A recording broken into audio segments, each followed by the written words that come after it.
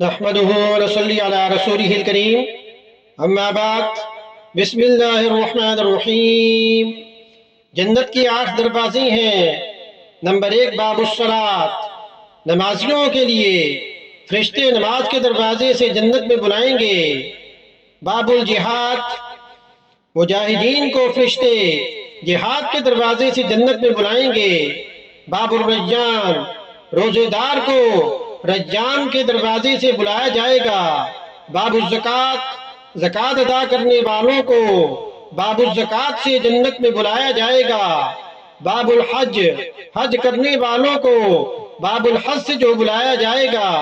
باب الایمن، اللہ پر توکل کرنے والے بغیر حساب کتاب کے جنت میں داخل ہوں گے، ان کو اس دروازے سے بلایا جائے گا۔